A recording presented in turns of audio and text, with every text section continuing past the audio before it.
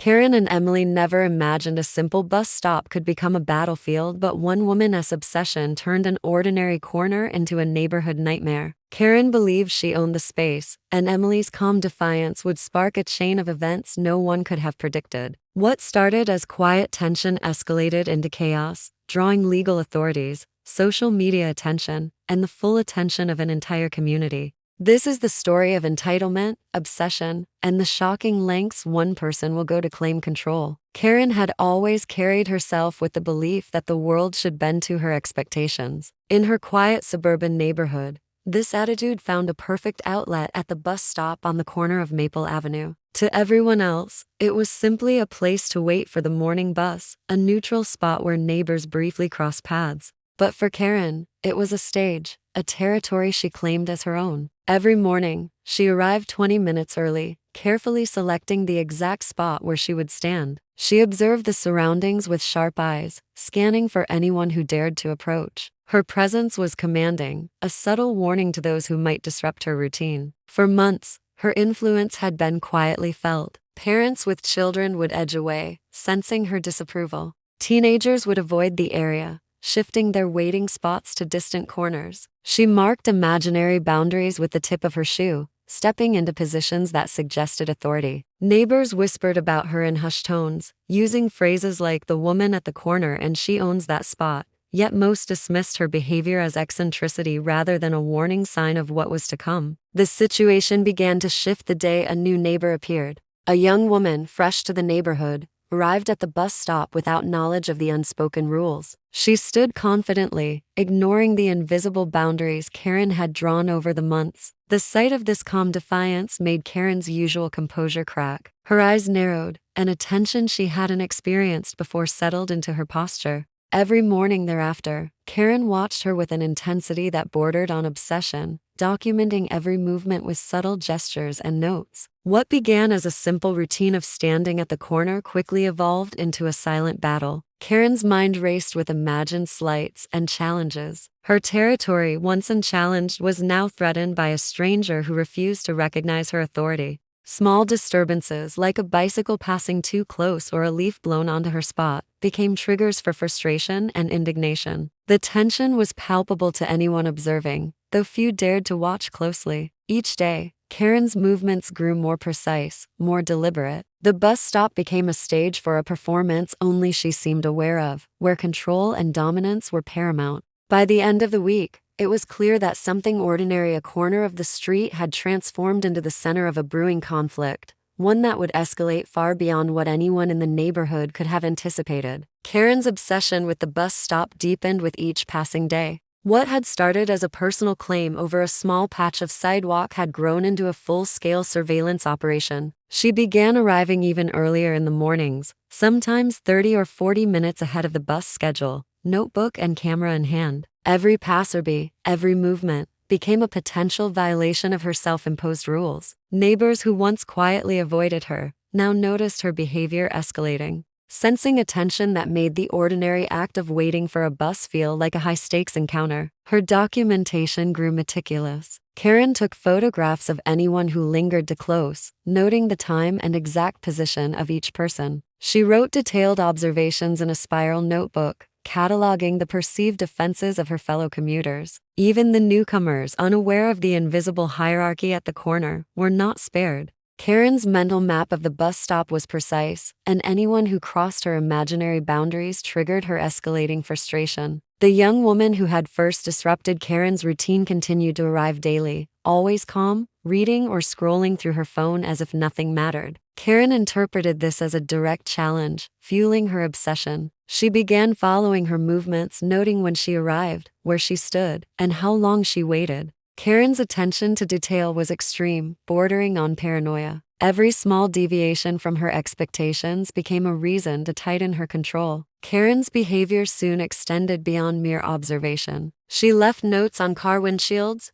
warning strangers about overstepping boundaries, and placed small cones and signs around the bus stop to mark her territory more clearly. The neighborhood began noticing these markers. whispers spreading about her increasingly erratic behavior. Parents warned their children, and local teens began sharing videos online, capturing her confrontations and gestures. The tension reached a critical point one morning when a group of teenagers laughed and sat along the curb near her chosen spot. Karen positioned herself directly in their path, refusing to let them occupy any portion of what she considered her domain. One of the teenagers, exasperated by her relentless insistence, nudged her slightly. Karen stumbled but quickly regained her balance, her anger ignited. That small act of defiance became the spark for a series of events that would push Karen from obsessive control into actions that were far more dangerous, setting the stage for a confrontation that would shake the entire neighborhood. Karen's behavior continued to spiral, moving from obsessive monitoring into actions that alarmed everyone who witnessed them. The bus stop, once a simple corner of the street, had become her battlefield. Neighbors reported seeing her pacing back and forth, sometimes for hours, her gaze fixed on anyone who dared approach. She carried her notebook everywhere, filling it with increasingly frantic notes about perceived offenses. The young woman who had unknowingly provoked Karen became the focus of her attention, appearing in dozens of photographs and meticulous sketches of arrival times, posture, and even clothing choices. The escalation was subtle at first, but quickly grew more pronounced. Karen began leaving passive-aggressive notes on cars parked near the bus stop, warning strangers to respect the area or stay away. She even placed small cones and makeshift signs around the perimeter, claiming the space as her own. Neighbors who tried to intervene or question her were met with sharp glares or long, pointed stares that made them retreat. The community grew uneasy, sensing that what had begun as eccentric behavior was crossing the line into harassment.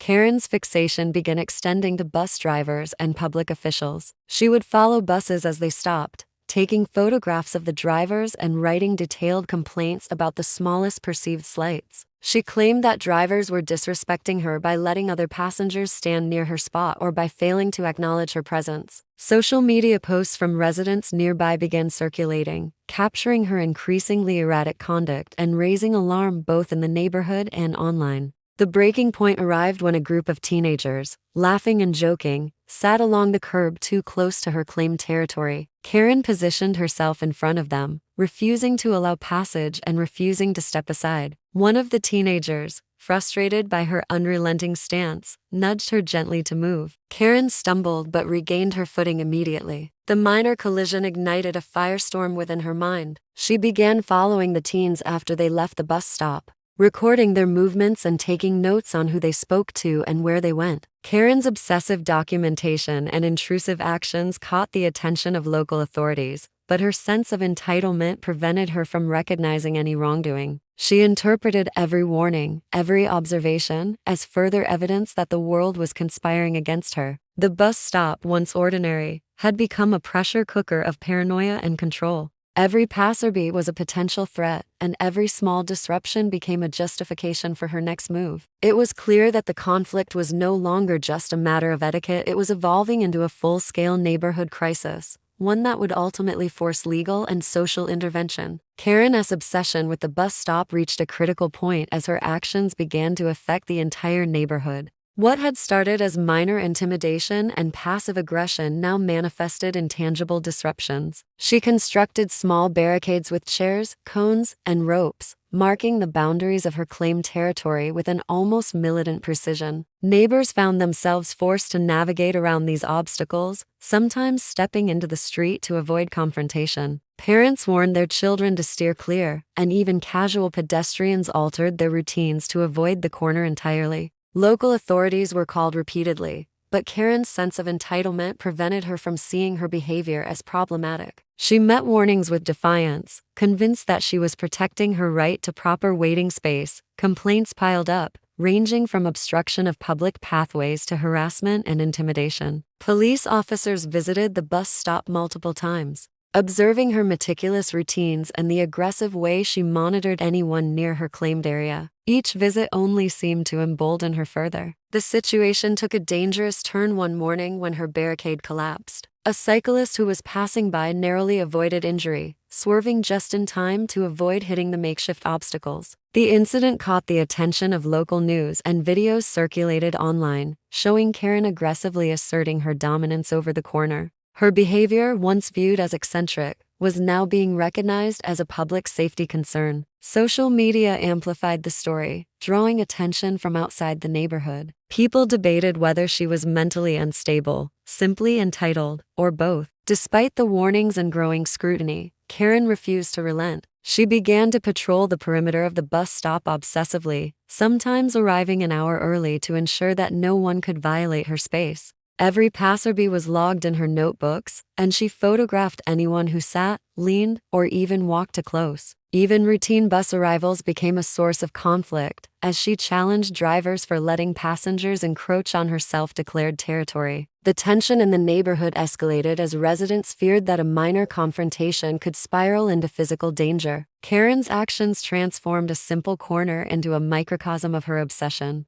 The bus stop, an everyday space that once passed unnoticed, had become a stage for control, paranoia, and conflict. Neighbors were trapped between respecting the law, maintaining safety, and dealing with someone whose sense of entitlement had turned ordinary routines into a battlefield. By this point, it was clear that legal intervention was not just inevitable, it was the only way to restore order and prevent further escalation of her increasingly dangerous obsession. The final chapter of Karen's saga at the bus stop unfolded with the inevitability of a slow-burning disaster reaching its peak. Legal authorities finally intervened after months of complaints, warnings, and minor incidents that had made the corner of Maple Avenue unsafe for residents. Karen faced multiple charges, including public nuisance, obstruction of public pathways, and harassment. Her meticulously kept notebooks, filled with photographs, timestamps, and detailed observations of anyone who approached the bus stop, became evidence in the case. Court hearings revealed the depth of her obsession, exposing how a small patch of sidewalk had become the center of her delusional sense of control. Despite mounting legal pressure, Karen remained unrepentant. In court, she insisted that she was protecting her right to a safe and orderly waiting space,